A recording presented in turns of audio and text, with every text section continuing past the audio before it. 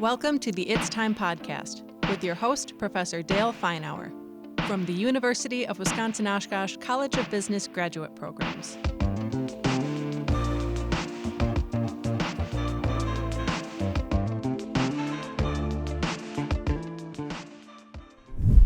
Okay, we are here today with another podcast from the University of Wisconsin-Oshkosh College of Business Graduate Programs on for us, you will see this later, but on a cold January morning after we've had some very nice snow. And we're here with Holly Brenner, who is the Senior VP for C.D. Smith, and we are hopefully going to be adding some more fuel to your leadership fire today. Why don't you start by telling us a little bit about what you do for C.D. Smith? What is your role? Why do they pay you? Well, to sum that up, it's growth related. So my role at C.D. Smith is to help us figure out strategically, where do we go next? You know, we're very fortunate as a company to have tremendous clients and a great base, have for 85 years. This is our 85th year, by the way. And so the challenge becomes, where do we go from here? So my role is to help increase the size of the pie by taking a look at what we're great at, where we already are, what kind of work and what kind of clients we really, knock it out of the park with and try to find more of them. So okay. That's my role. So what's the niche and how do you get more in that niche that is your sweet spot in business? That's a great way to sum that up, Dale. Cool. Well, now I know that you got both your undergraduate degree and your MBA from Oshkosh, and you had absolutely amazing professors as an undergrad. We are joking here. I was one of her profs. And that I'm sure that was a piece of your journey to becoming the leader you are today. But in general, how did you become the leader you are today? What happened in life that got you to the position you are in now? Everything. Go on. Everything that has happened in my life, even if at the time I was thinking, gosh, this is not where I wanted to be or what I want to be doing, all of those things, all of those experiences, all the people that I met really got me to where I am. I would say it started out before I even realized it started out when I was probably about 12, right? In competitive sports as a youth, I was in competitive roller skating. I know most of you have never heard of that, but it was a real thing. Competitive roller skating? Yes. Now, this isn't roller derby, no. Like the movie kind of stuff. No. This is speed skating? No, this is actually like figure skating. Oh, okay. So like that, but on wheels. Okay. And on wood floors rather than ice, because that would be a terrible combination otherwise. But as a young person, I was in competitive roller skating. So everything was what I put into that, I would get out of that. And we had a team, but it was an individual sport for the most part. Right. And so I realized, not until later, but while I was doing it, I realized that if I do more of this and practice more this way, then I fall less, which is great because falling hurts. And I would There's better, nice immediate reinforcement. Exactly. I would do better in the competitions. And also I would notice what was happening around me with my team, right? They would, if I stayed out there a little bit longer, well, they would stay out there a little bit longer and kind of this influence. I can't say I knew what it was at the time, but looking back, that was, I think, early leadership. And there was a really interesting, I still do not know what made me do this, but 8th grade, I was very shy. You would not have gotten me on this podcast as an 8th grader. Really? Absolutely not. But I decided, against all odds, to run for student class president. So it was a small private grade school, K through 8, and I went for it. So what I've learned since then is I'm a big fan of Dale Carnegie. And I think that a lot of where I am today and how I approach leadership in life is rooted in some of those very basic principles of focusing on people and caring about people for the right reasons.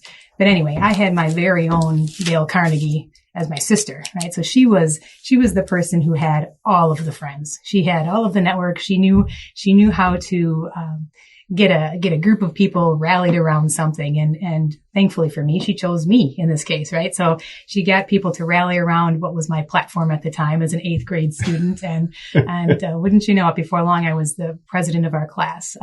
Again, not really knowing what that all meant, but understanding that there were important things that I could do.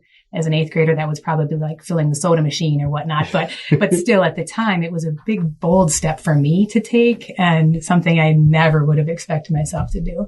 So those are my couple of first early tastes of leadership and jumping in. But of course, beyond that, there's all of the things that happened in high school and college. I would point to the Cain Institute. Mm-hmm. I remember the Cain Institute. Yes. And through the Cain Institute, I had a lot of opportunities for internships and got to try things at many different companies, which was invaluable experience. So I would point to that specifically as a pivotal point for me in terms of trying to figure out what I wanted to be. And I don't think I knew at that time I wanted to be a leader, but I was gleaning skills that help you become a leader, right?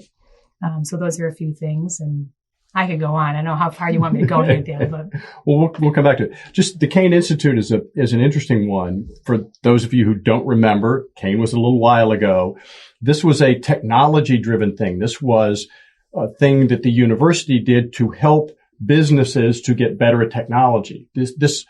This was way back when people were first having PCs, when WordPerfect was a new thing. Now, that was probably before you were doing it, but it was helping companies figure out how to use WordPerfect, how to use like an Excel spreadsheet, which has now become something that is much more routine, but it was a big thing back then. But it is something that the College of Business has tried to learn from, which is that getting people out. We now require as you know, we require all of our undergrads to do an internship, because we're convinced that getting people out, getting those early business and leadership experiences is formative. I couldn't agree more with that. Cool. Approach. So you did the Kane, you graduated, and then what happened? What was your first gig after undergrad? Well, so that's an interesting story. So I graduated, and like most undergrads, you putting your paper out there, you're applying, you're trying to get scholarships, you're trying to make the whole thing work. This last four and a half for me years I spent racking up student debt. I wanted to make sure I was able to pay that off, right? So I had a few different opportunities, and I felt very fortunate at the time. It was a pretty decent market.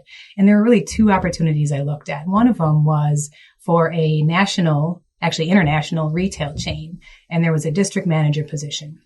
And this would, if you ask my family, this was the one I should have taken, right? But the spoiler alert is that I didn't. But everything about that opportunity said, yes, take it. It was the car, the big money at the time, the cool opportunity, the career ladder all laid out.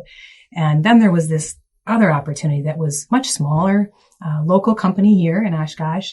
And it was everything I thought I wanted in terms of opportunity. And I went for that. Again, I did the pros and cons. I'm a writer. I make lists. I do all those things. And against the better judgment of my trusted advisors, I went for this smaller opportunity. And I am so glad I did. It was definitely the right thing for me. It was an advertising agency. We specialize mostly in the food service business. So I got to spend time traveling domestically, and I learned a lot. There were some great people, really smart people in the advertising world.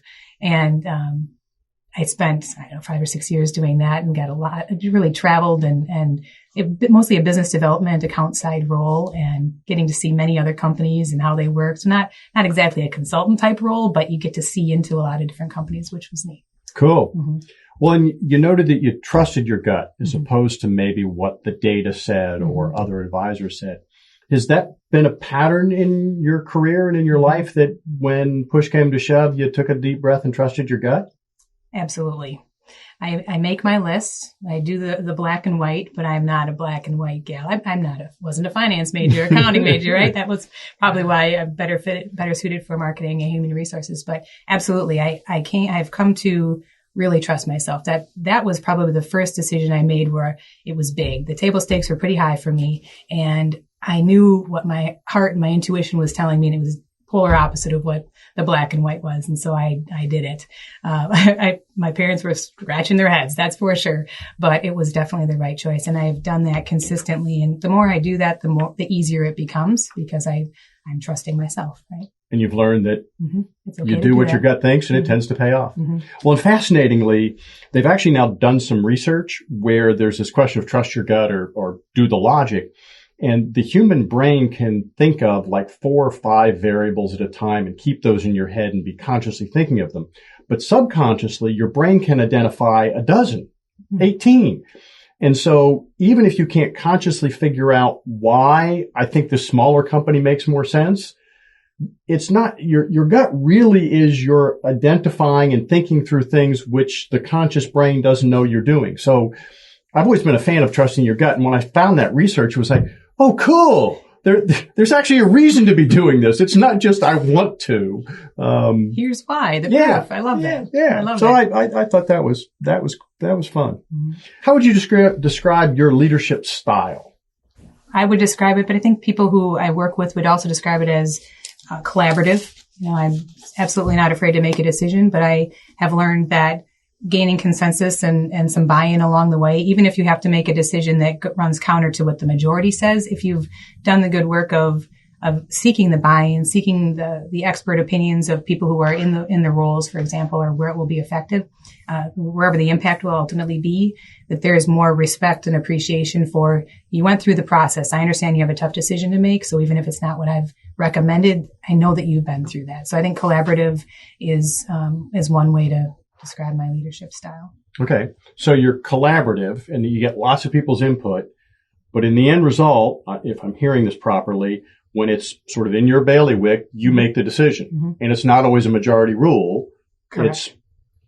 You do it because it's the right thing. Correct. I have a moral compass. I try to stick to that always and then figure out what's the right thing for the company or the group or whatever organization or whatever the decision is regarding, right? And how do you get those people, and maybe this is just what you refer to as part of the process, how do you get those people for whom you didn't take the direction that they thought made sense? How do you get those people on board to support and to work hard to make this decision successful?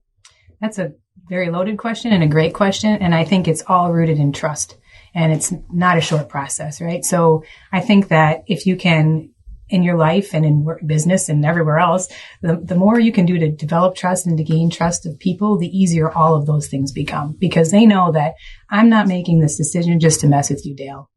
That may be fun as a sidelight. I could do that. And yeah, there's some entertainment value there. But at the end of the day, I'm making the decision because I believe it's the right one for the greater, whatever the greater good, the greater whole, whatever it is.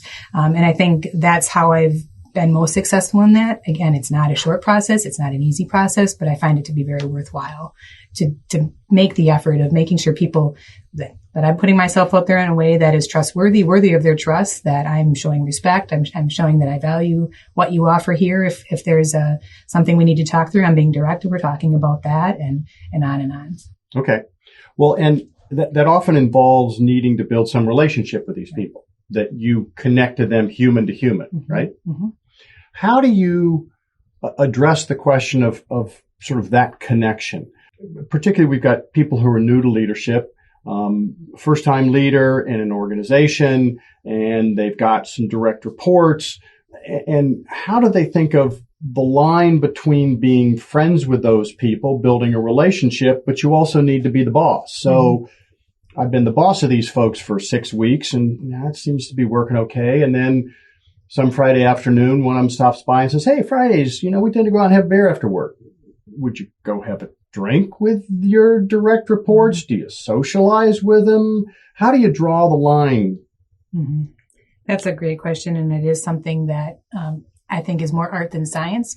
But again, if it comes down to being authentic and real, do I really care about you? So I tend to have a lot of empathy. I feel everything, which isn't always helpful, but generally it is a helpful thing. But I need to show up for you as really caring about you. You as a person. I want to know about your wife, about your kids, about what you did this weekend, but I also have to respect what you want from me, right? If you show up and you don't really want to tell me about all that stuff, I need to find other ways to build trust with you. Because not everybody wants to, have a coffee clutch at 7 a.m. on Monday morning, right? Right? Some people do. And so I think part of the art and science is figuring out one for one, what do people appreciate? How do they want to be interacted with, and not trying to do here one size fits all in terms of communication and building rapport, building relationships. But it takes effort to do that. I've heard people say that you don't lead people, you lead persons. And I think I just heard some of that in there. Does that resonate? It does. I've never heard that exactly like that, but I think it does, because I have, a team of a dozen folks, direct reports, and each one of them is a little different. And if I tried to handle A and B the same, it would flop. And if I tried to average that out, it would also not hit the mark for any of them. And how do you approach, and maybe some of this is by knowing the person, in the military, sometimes folks will talk about one of our things is to make sure the troops have dry socks. We got to take care of the troops. We also got to make sure we take the hill. And balancing the dry socks versus the hill, how do you balance taking care of your people, showing compassion, being empathetic, mm-hmm. one of your strong suits you've identified, maybe also a weak suit as somebody who has a lot of that as well. How do you balance that with organizational needs? How do you think of those two sometimes competing things? It's kind of like, what's a good metaphor? A checking account, right? If you make some, deposits, that's good. It allows you to take more withdrawals, right? Okay. But if you're only taking withdrawals, you're going to be in trouble pretty soon, right? So I think it's not easy, but it's simple as that, right? Making sure that you're adding value, that you're showing respect, that you're giving that feedback and in a way that resonates, that you're not always giving one person all the undesirables or the attaboys, right? Or you're sharing the wealth in a genuine way. I think that's the key. Is if you're just handing them out because some book says you're supposed to hand them out, well, that'll be sniffed out before long. And I think that is it all goes back to trust. If people they trust you, they trust that I'm going to show up, they trust that the direction I'm offering is sound, and I've demonstrated that I've got their back, they're going to be more willing to go to battle, to continue with your metaphor, than if I didn't show up in that way. Right. If I was a fly by night, then they probably wouldn't be as willing to jump in. So I'm hearing genuine, I'm hearing trusting, that you have to build a real relationship with these folks and you have to really be there for them. And if that's true, then a bunch of other stuff follows. I believe that. Okay. Wonderful. Wonderful. What was your first leadership role, beyond roller skating, et cetera, but where you formally had direct reports? And what did you learn from that role? Yes. So I was a vice president of marketing at the ripe old age of 26. Wow. And yes, I had achieved my dream job right there, right? 26. 26. It's all downhill from here. I better get a bigger dream, right? But that was, so that was really, and this is another line of thinking conversation we could go down if we've got time, but just a title and what a title means and what a leadership means, right? They're not always the same thing, I think. Okay. So in that case, I had a title that was certainly a leadership title. I had a little bit of direct reporting, but it wasn't like I was leading the masses, right? It was more of here's a title because externally that meant something, right? So there's that. So I would say that was my first one of those. But then jumping forward, really, I would go to a more recent experience within healthcare. So I went from advertising to manufacturing to healthcare and now to construction. So it's an obvious scenario. It's a very linear path. I've always been, since my first job, a very avid reader. Actually, there was a period after my 4.5 years here where I didn't want to touch a book. But you mean our undergrad would keep reading out of you? Maybe a little bit. No, it's just heavy, right? But the man I ended up working for in that first job was an avid reader, and he re-inspired me to just pick up everything. And you know what else? He gave me permission to not finish bad books, which was awesome, and I really appreciate that about him. But so I had read a lot, so I knew a lot of theory, and the stories that go with that is helpful. But then when I got into this leadership role, it was, I didn't have healthcare background. So I was coming in with my transferable skill set, understanding people and how to relate to people, knowing enough about marketing and the disciplines I was supposed to be leading, to be credible, right? But getting those folks to accept me and to believe that where we were headed, which was I wouldn't say it's a 180, but it was probably pretty close, in what we had to do, getting them to buy into that. So I learned a lot about how to actually make that happen. So I took the theory and the great things I read in these books and learned in my undergrad, and really applied it to people, real people. And you learned, what of that stuff you could use and apply, and what maybe a little less so. That makes for a nice diagram, right? we need to follow every diagram. What was the split? Yes. Yeah. You mentioned that this boss taught you, empowered you to not finish bad books. Talk about that. What does that mean to you? Yeah, I have this, again, this would be the double-edged. It's a positive quality and a negative quality, this sense of commitment. Right. I am all in on just. You started this book, doggone it, you ought to finish this book. Right. That's right. Even if it was a rental from the library and there was no cost associated, nothing, right? It just, this sense of, I have to finish it. I have to be done. You're not a quitter. Right. See, this is it. And he said, you know what? There are billions of books out there and so many things to learn. Why stick with something that just isn't inspiring you? Right. And I don't know if he realized it at the time, but that gave me permission to just, we're going to move on to that. I'll read 100 pages in. I had to give enough time to see if I really, because sometimes they're just slow starters, but right. I ended up applying, to my entire life. I didn't realize it at the time, but I do now. I don't chase perfection. I chase excellence. Perfection, that's not a game. No one can win that, right? So why set up that way? Okay. And so I look toward excellence, and there is commitment implied in that. And that's been my happy place. And I can be comfortable with that. It's not, I don't have to be perfect at anything, because again, that's a zero-sum game. I'm not going to win that. Right. And so how can I be excellent, show commitment to things, be all in without going overboard? So you've applied you don't have to finish bad books to work stuff. To life. To life. To life stuff, right? There is a point of diminishing return in just about everything you do. And so finding that and not going beyond that, I think is something I've learned, certainly. Cool. The Master of Business Administration program at the University of Wisconsin-Oshkosh is strategically designed to provide high-quality instruction in an understandable and applicable format. In many cases, the program takes a team teaching approach, where award-winning faculty are paired with industry experts to provide balanced coverage of advanced business concepts. Faculty present course material from an academic perspective, and industry experts illustrate how the material applies in the professional world. Learn more about UWO's no GMAT required results-driven curriculum at uwo.sh/MBA and position yourself for your next opportunity. That's uwo.sh/MBA. It's time to achieve more. What are you reading now? What am I reading now? Well, this is a little embarrassing, but I did just finish a John Grisham book. It's not super intellectual or anything, but it's fun. But generally I've reread a lot of business books, my Dale Carnegie kinds of books, right, a number of times. And so those are, when I have in between times, that's where I generally go.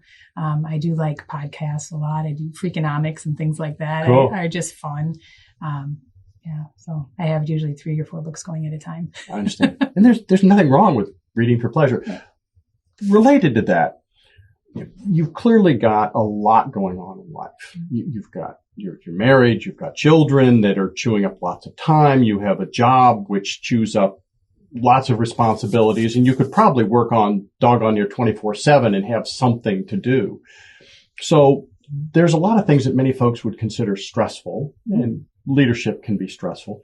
How do you take care of you? What do you do to make sure you're going to be good tomorrow? That's a good question too. I'm in a job today with C.D. Smith Construction that I've been in for just 2 years. And I made this change for a number of reasons, but the primary one was because I was, for the first time in my life, I was cheating the person in the mirror. I knew that I was commuting a lot. I was driving an awful lot every day. And I realized that, my family is good. I am not going to cheat my kids, my husband, my work. I'm always giving 100%. That's not going anywhere either. So what's left is and I'm not proud of this, but my number of hours of sleep was at an all-time low. I was eating more meals in the car than I ever cared to admit. And some of those were not the healthiest meals in the world. Absolutely not. And my workouts I was still working out, but the intensity wasn't there and the duration wasn't there, right? So those are the kinds of things that long-term are going to affect me. And so this opportunity came up, and I looked at my husband, and I waffled because it's hard. It's hard to make a move like this. And he looked at me and he said, we love you. We want you here. Right. And so if this is going to mean better quality of life for me, for my family, this is what I'm going to do. And so my routine hasn't changed a lot, other than I've pulled out a lot of commuting. And so I can fill that time back up with running or other things to take care of myself. I'm an early riser, always have been, even in college when that was really uncool. But I work out in the mornings, and I do some reading, and I just kind of get things going. That's my me time. I'm not a night owl. I can relate. Mm-hmm. Those things, having 2 or 3 things that you identified, the eating in the car, the getting your workouts in. Do you think it's important that leaders should have some of those things in their head as, okay, I'm crossing the line here. I'm no longer taking good care of me? Is that important in general? I believe it is. I think it's use the airline metaphor. Secure your own oxygen mask before you do that for others. I hadn't heard that, but that makes sense. I think it's the same thing. I can only be so good for you if I'm only so good for me, right? If I'm taking care of myself, then, and again, it's kind of like back to that debit and credit situation. Every day isn't going to be ideal, just the way I scripted it. And that's okay. But if the net is pretty positive, then that's where we're going.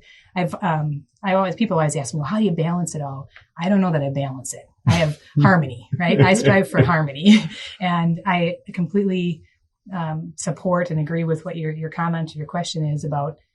I think it's great. I think leaders need to take care of themselves in order to be there for their teams.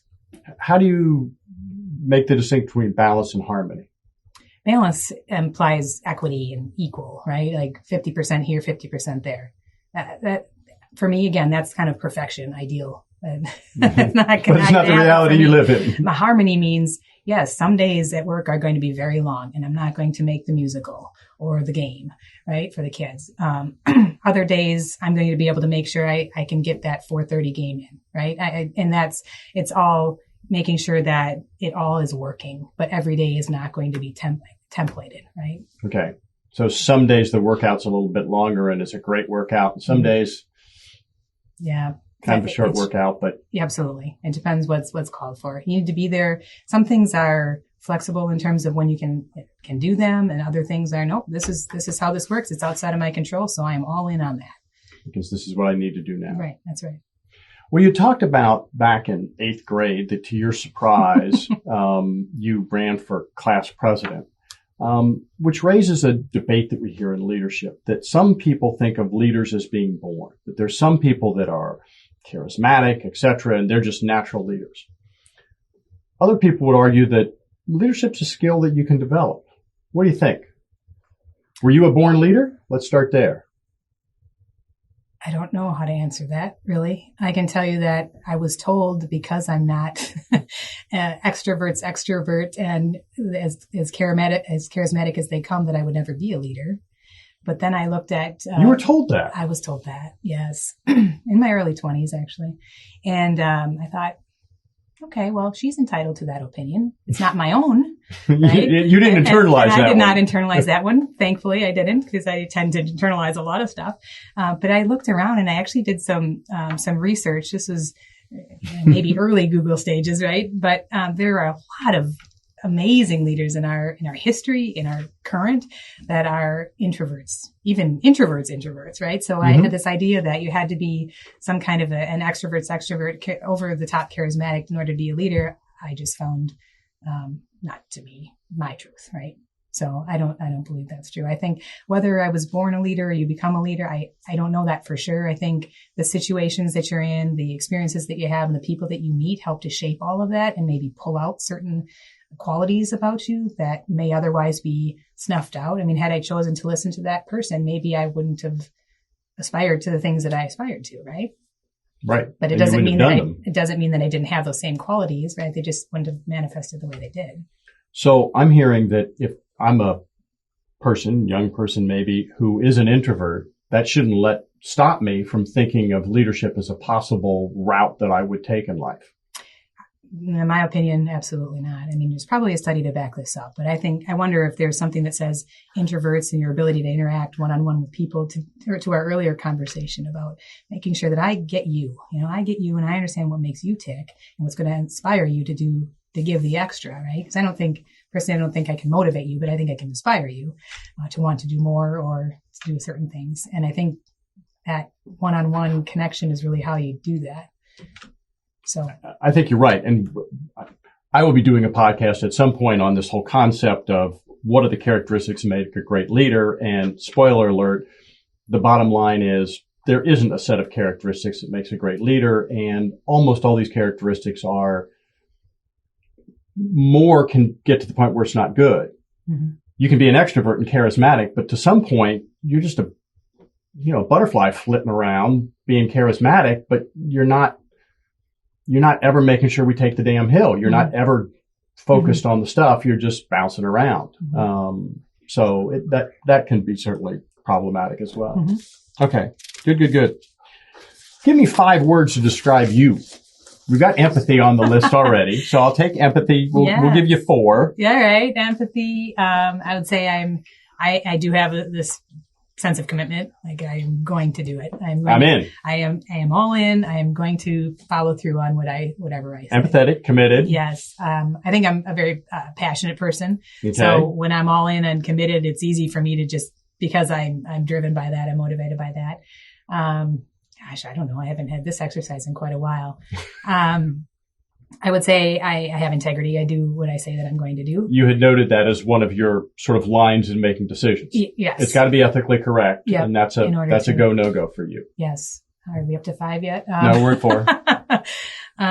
But you said you weren't a math major, so we can count that as 5 if you want. We can be flexible here. I think that just and motivated, intrinsically motivated. You know, I may do goal setting on January 1st, but I also might do it on February 12th. Whenever I need to do something, I'm wired to do that on my own. To set a goal. Do you have a to-do list you keep?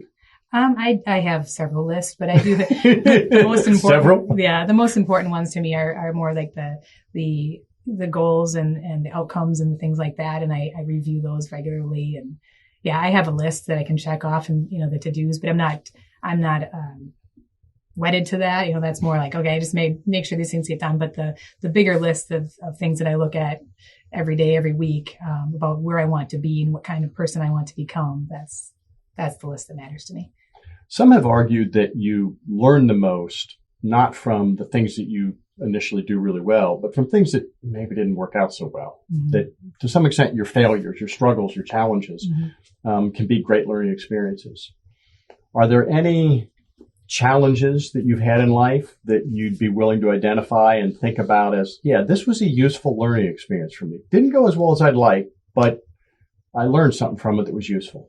I think probably that some of around the things that I was describing to you earlier about being told what I could be or couldn't be, right? And starting to maybe believe that and wondering, should I believe that? In fact, I gave a talk a couple of months back about that, this secret I started keeping from my mother, right? And my mom, and she's an amazing woman, and we always shared, and I always taught her, even today, right? But went to college, got into this first job, and started keeping something from her. And what that was this creeping feeling of inadequacy, right? Like I wasn't quite good enough because of some of these things I was hearing, like, well, you're not charismatic enough to be a leader. And I started to, is that true? You're starting to really question. I was questioning. You were right? internalizing. And so I kept that from her. And that whole process, and once I realized I was keeping that from her, I thought, okay, this is obviously very bad because I don't really keep anything from her. And so I started to step back on that and kind of take it back in terms of, what do I believe here? What's my truth? And I think that's really probably the biggest learning experience and a turning point for me was when I realized these are just words and they're somebody else's opinion. It doesn't mean I need to own them. So I'm hearing 2 things that were important. One is don't let other people define you. Mm-hmm. That, okay, somebody else defined you as not being charismatic enough to be a leader. Okay, as you put it, fine, that's your opinion, but it doesn't have to be mine. Mm-hmm. But the other feels like maybe a deeper truth that somehow you identified an internal compass that said, oh, if I'm not willing to share this with my mother, maybe that's a problem. That you had some ability to figure a line. Is there something there? What was that? Yeah, that's really perceptive.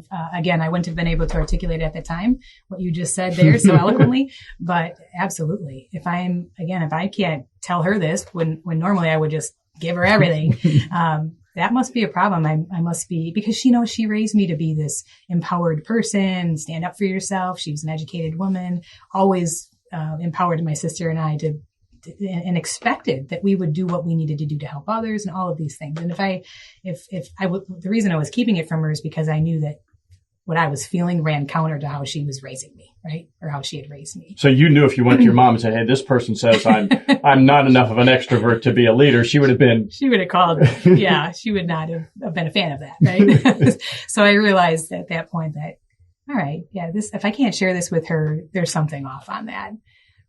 Because I knew she would not not that she wouldn't approve, but she would be mad about that. Like, Right. Are you kidding me? She would have straightened you out on She that. might have straightened me out on that. She's not very big, but she might have straightened me out. Well, it's interesting because it sounds like effectively the fact that you knew she was going to straighten you out caused you to straighten yourself out. Right. I didn't need that conversation. That's a great individual compass. Best leader you've ever known. Who would you in your career think of? Yeah, that was a really great leader. I learned stuff from them. Oh boy, there are a lot of them. And all for different reasons, right? I mean, some of them are professional and you just look at him and you think, all right, that guy has got it figured out. He is empathetic. He is smart, has a whip and strategic and all of the things that you think of when you think of a leader, but he also really cares about people. There's that. I've learned a lot from not-for-profit leaders, people who do things because for the much greater good. They're not doing it for the money or for the kudos. They're doing it because there's somebody who really needs what they are trying to do. That has been helpful. There were a number of people at UW-Oshkosh that helped me in terms of mentorship. That's a thing for me too, is making sure to identify mentors and people who can help you along your way and who you then in return can do something or add value or pay it forward later on. So there's been no shortage of those. Talk about mentors. I often encourage young folks to have mentors. Mm-hmm. How did these mentors happen? How did you find them? Talk to me about mentor acquisition. Give people advice on mentors. Mentor acquisition. Never heard of it thought of it that way. Have you ever heard of the yellow beetle syndrome? No. Okay. So it's this idea that, and it's not an original one. I read it in one of these books, but it's the idea that once you start paying attention and knowing once you know what you're looking for, you're going to see it, right? It's kind of like when you buy a new car, all of a sudden you see that same car everywhere. You hadn't been looking for it before, but now you are, and it's on your radar. Right. Kind of like that. So I mentioned I write, I make lists, I think, and that's how I process. And so I did that when I realized that I don't know how to get from here to there. I'm not even sure I understand where there is yet. Who might be able to, what kind of resources might I need to help with that? Sometimes I think these folks just kind of show up in your life. Maybe they're there anyway, but you weren't thinking of them that way. So I would say actually Sue Neitzel, Kane Institute, one of my early mentors. I've got some coaches that I would put in that category, teaching me life skills, and I still stay in touch with them, 20 plus years later. There are certainly some business mentors, and some are more situational or environmental, depending on where you are in your career. But then I have these, what I would consider kind of life coaches or life mentors, that they transcend any job and they just know me.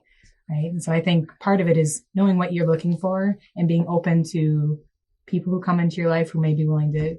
And I can't say I would always know it was a mentor. This person's going to be a mentor for me. Right. It's more to start a relationship conversation and see where that goes. And the yellow beetle, they were, when that person came into your life, you were perceptive enough and open enough to say, yeah, that's a person that a relationship could be important for me. Sometimes, yes, because I knew that, I lack here. I don't know what this is. And they're good at it. And they're really good at that. I see that. And maybe they'd be willing to share something with me. Makes a lot of sense. What do you look for in a leader? So you've moved up the organizational hierarchy. You have to be around the table where there's a discussion of, do we promote person X or Y? Do we hire this person or that person for a leadership role? Mm-hmm. What tells you that someone, I think they could be a good leader? Mm-hmm. Almost always it's who they are as a person, right? How do they treat people?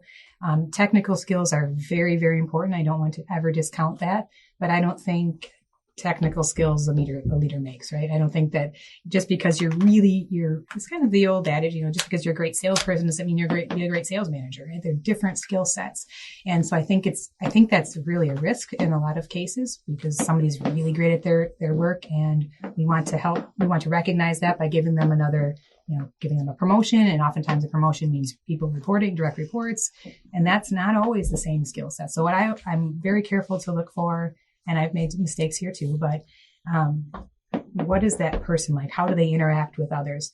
Because I'm always saying, lead from where you are, and people will follow leaders, whether they have a title or not. Right? And so I'm always looking for that people side, the person side, the interpersonal skills side.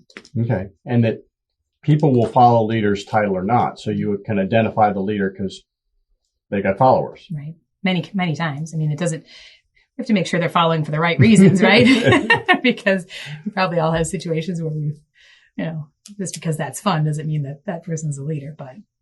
There's some interesting career advice in there that the person who might be a really great salesperson might not be a really great sales manager. Mm-hmm. How do you help people think about their career trajectory? So how does a person think of what makes sense as a next, if the logical up from a salesperson, sales manager, but how do you know? How do you know for you? How do you coach others in terms of where they ought to end up in an organization? Another great question, because that's not always very clear, because you're right. Sometimes that career ladder says you do this and you do this and a little bit more, and then you do this and you have some people, and it doesn't always, it's more of it's a ladder based on discipline, technical discipline than anything else. And so I spend time in these situations talking to the person about, okay, why do they want a promotion? Why do they want to climb? Is it because of title, of money? What are those reasons? And then what are your real skills, right? And and not that people can't grow, because they can, but if I'm not a people person and I at all by any stretch to think that I'm going to be able to lead people effectively is maybe a challenge, right? May not be what I really want to do. I really just want that promotion because it's a title and or whatever, right? And so helping them to understand that, and depending on the organization, the size of the organization, the structure, you can be more creative or less with that, right? If I've got some great talent and somebody who I don't want to lose, I want to make sure to continue to give them challenging opportunities. I need to be creative as a leader to figure that out. So that's a little bit of a non-answer because it depends. It depends on the organization that you're in, but I think it's really a very direct, which comes when you have a trusting relationship conversation around, why are you wanting this? What are you great at? And what do you really want to do? Do you really want to be a leader of people? Or do you really just want more career opportunity, right? Or more money. Right. And there may be some other way to get there. Mm-hmm. You're raising an interesting point there. A lot of folks think, I ought to be a leader. That career, mm-hmm. that's sort of the right thing to do, is to move up the organizational hierarchy. How do you think about that? You've moved up the organizational hierarchy. You've gained more responsibility. You have, in this process, people that you're managing. Is that always the right answer for people? Or is it okay to not want to be a leader? I think it's okay to not be a leader. I think I'm more interested in, are people continuing to grow, right? I think growth can come in a lot of different ways. It doesn't mean if you don't become a leader, it doesn't mean you're not growing. So I think that's an important distinction for folks to make. And for myself, I've been through that as well. It's more about, am I continuing to learn? Am I continuing to add value and grow my skill set? That's growth also. And if that's occurring, but it's not occurring in a direct report leadership sense, fine. Mm-hmm. Absolutely. Okay. That's an important distinction. As you think about leadership over the years that you've been in an organization, and you're clearly not as old as I am, but this is not your first rodeo. Has leadership, the challenge of business, changed since you started in business? Is the world different in any fundamental ways from a leadership business perspective? I think it would be easy to say yes, and I could probably build a case for that. But the way I'm approaching it and what I truly believe at my core is that the same things that inspired people or made them feel part of a team, feel valued. I shouldn't say this, the things aren't the same, but making people feel valued, making them feel a part of a team, making them feel relevant. Those are the same things people want today. I don't think that's really changed. That's universal. I think that's universal, nature. And I think that is decades, even more, centuries long in terms of what do people want. It's kind of the hierarchy of needs, right? It's just right above, food, water, shelter is that need to feel valued and need to feel part of something bigger. And I don't think in that sense, I don't think it has changed.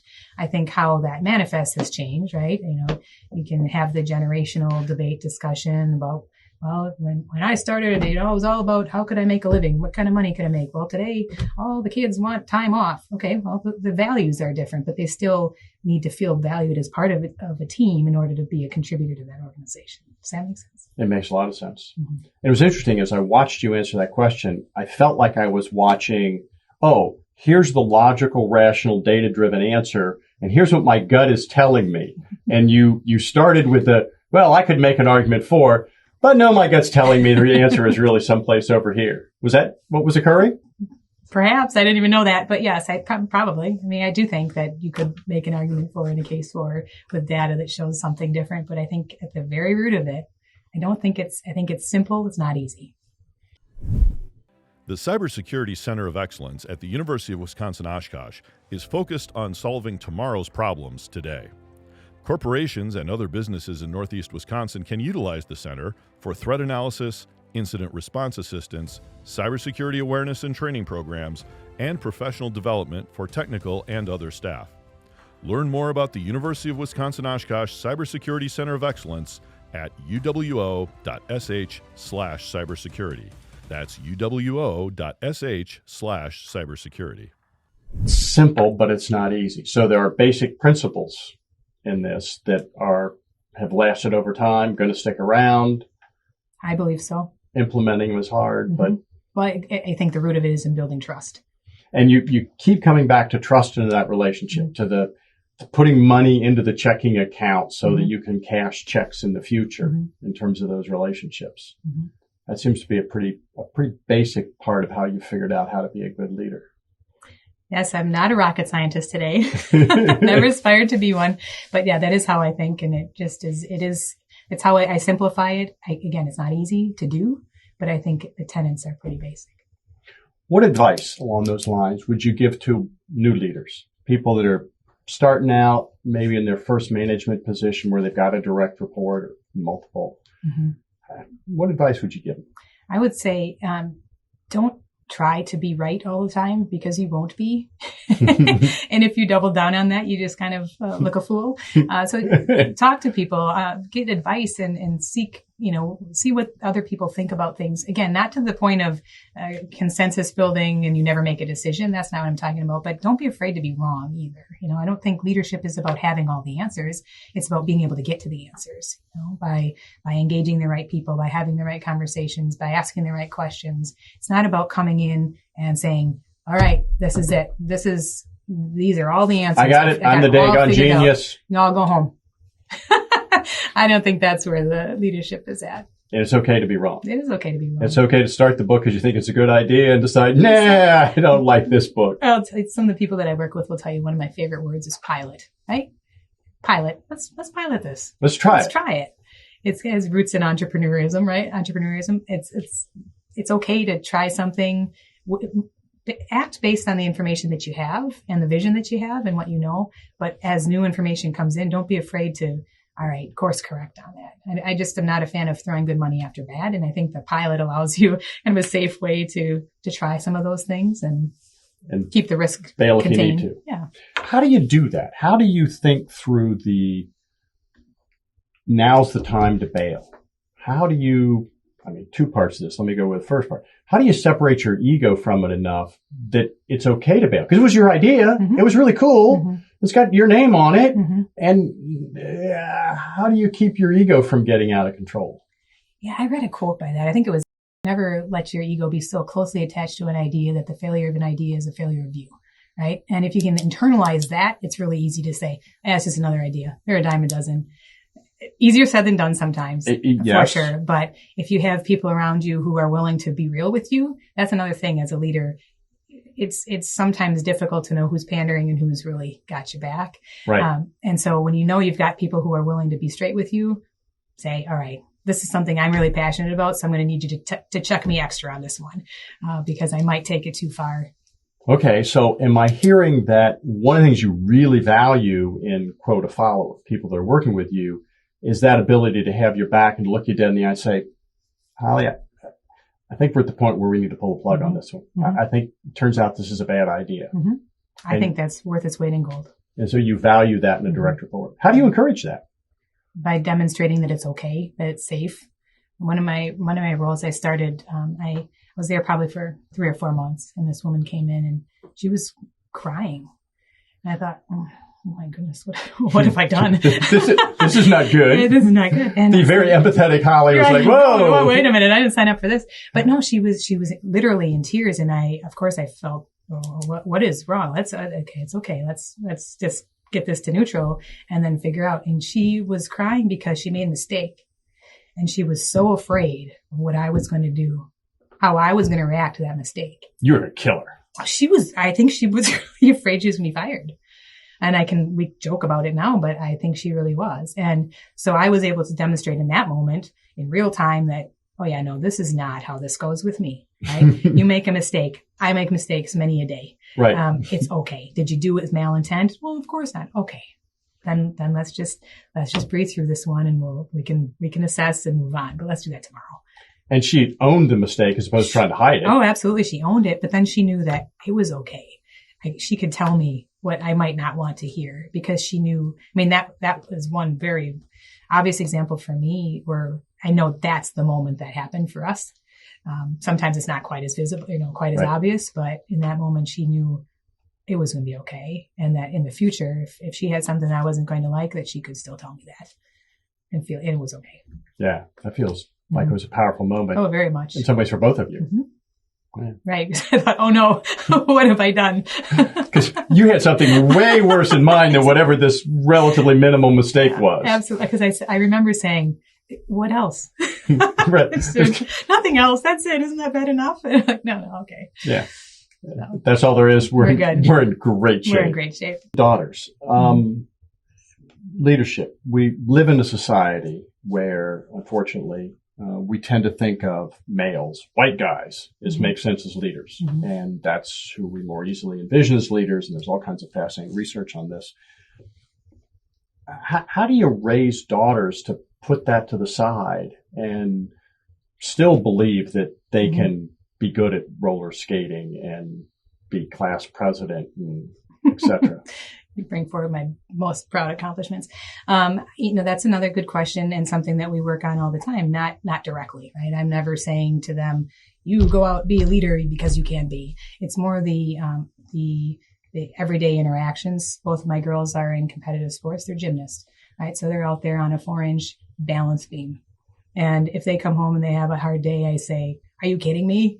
You know what you do on even a bad day? And I think we talk a lot about how the things that they're doing every day those are life skills and those are their confidence. They're believing in themselves.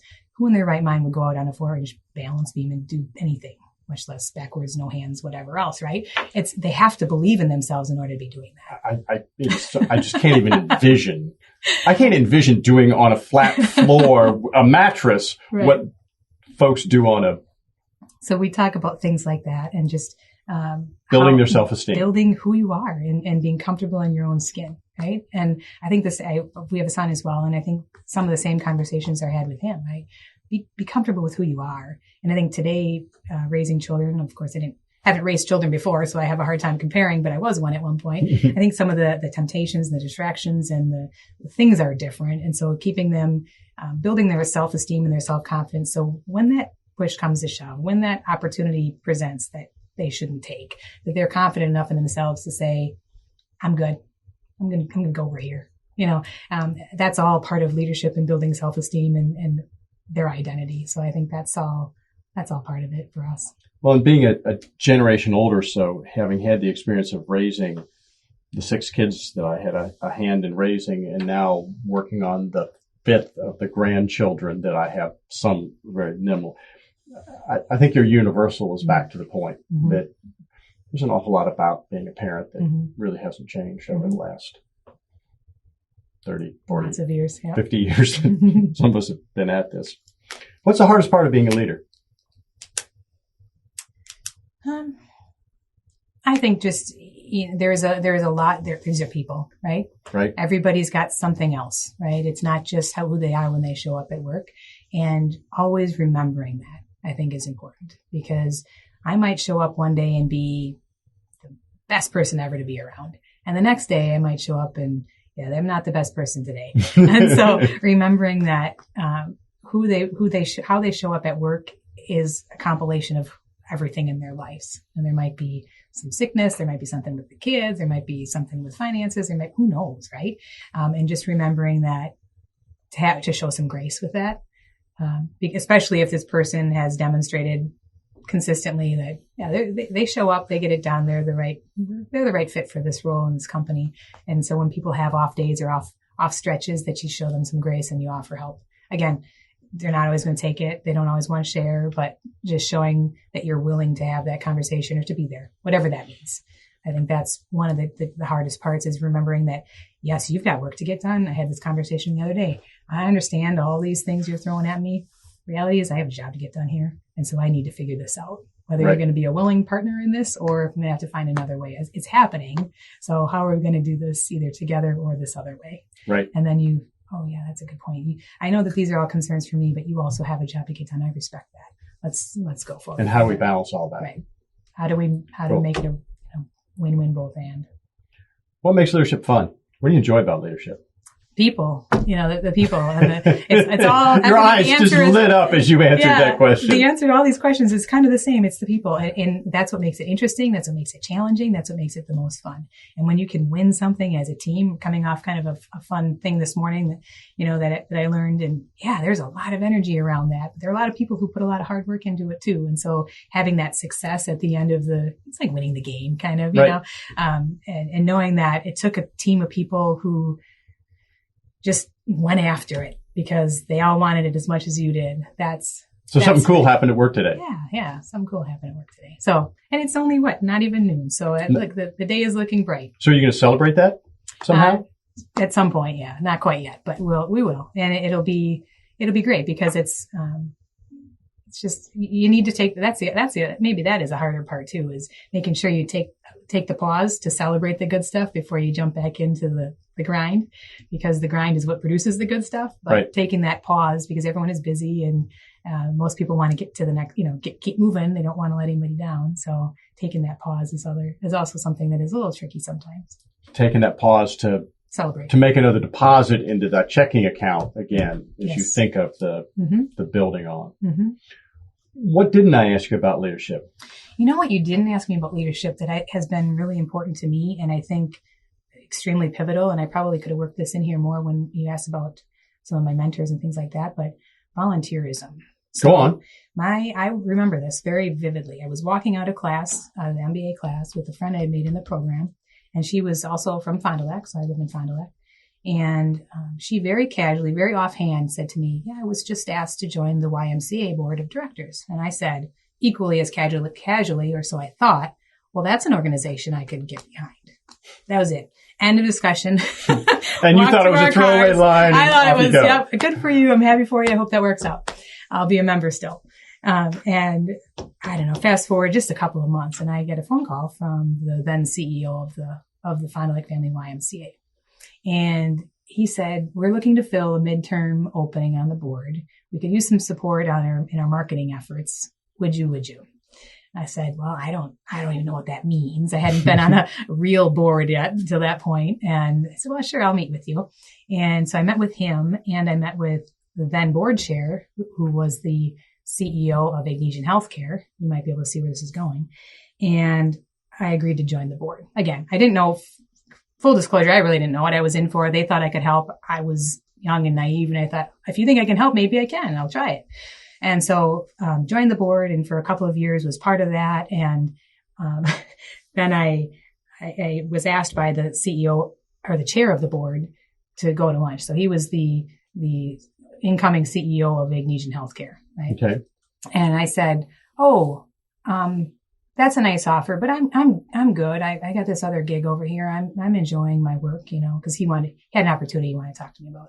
Right. And I just gotten done. We were at kind of hit a milestone in the company that I was with, and it was great. We'd been working for it. And then I settled into this other role that I was pretty happy with. Right. And he said, okay, Well, I didn't know him very well at the time, but he wasn't done. So a month or so passed, and he said, okay, it's not a question this time. We're going to lunch. All right. So we're going to lunch. And I affectionately refer to it now as the 2-year interview I didn't know I was on. Because I was on this volunteer board position, I ended up with some terrific, great career opportunities and some additional mentors. And so that's where I'm circling back to, is that volunteerism. I don't know that I could have understood this before, but there's no question that my return from volunteerism that I hadn't been looking for has been manyfold, right? I give what I can in terms of time and talent and treasure in some cases. But what you get in return for volunteering is just beyond anything you could ever think of. The relationships that you make, the opportunities that you have, the experience, skill building that you can do. I think for people, leaders or not, who are looking to grow, that's a great way to do it. I mean, I've gotten to be good at finance because I've been in a number of finance roles on boards, right? It's like, well, you better figure that out because you have fiduciary responsibility here. And so now I feel very comfortable with that, but I didn't come out of school thinking that that was a career path for me. I still wouldn't say it's a career path for me, but it's something I feel very comfortable with now. You're better around the table having those conversations. Right. And I probably wouldn't, I don't know how else I would have gotten that experience if not for these sports, right? As an example. And the people that you meet and just the causes that you're able to advance, to me is extremely fulfilling. So as far as leadership, I don't think it's only for leaders or people who aspire to leadership, but just as a person, as a contributor to society, it's enriched my life beyond measure. So I'm hearing back to a circular a bit that you do things because of the right thing to do. Mm-hmm. Strong moral compass is important to you as a leader. But that strong moral compass has also been useful to you in your career. Mm-hmm. It's turned out that sometimes doing the right thing because it's the right thing to do has also turned out to be a good, useful thing for you in your career. Mm-hmm. Very well said. I didn't know what I was in for, but I jumped in for what I thought were the right reasons, and it's turned out all right. So, well, I want to thank you very much You're welcome. For participating in our podcast. I appreciate your time. The university appreciates your time. And it's always, particularly from a personal perspective, gratifying and really cool and rewarding when you see former undergrad student, former grad student who's now so, don't let this go to your head, but so successful, so polished, so well-spoken. And I don't know to what extent the university deserves any of that credit, but it's kind of cool to see where people end up. Yeah. So thank you for sharing your story. It was fun to listen to. You're welcome. Thanks for asking. It's been great to be here. Very good. I would definitely say the university has a role to play in there. So very good. Thank you very much.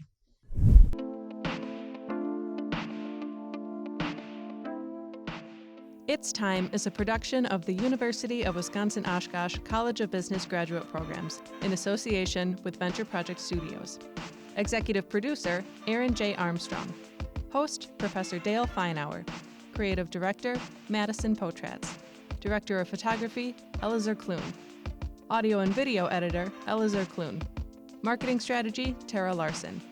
Social media, Anwar Mahana. A special thanks to L Creative, Top View Media, Michael Patton, and the University of Wisconsin-Oshkosh College of Business graduate programs.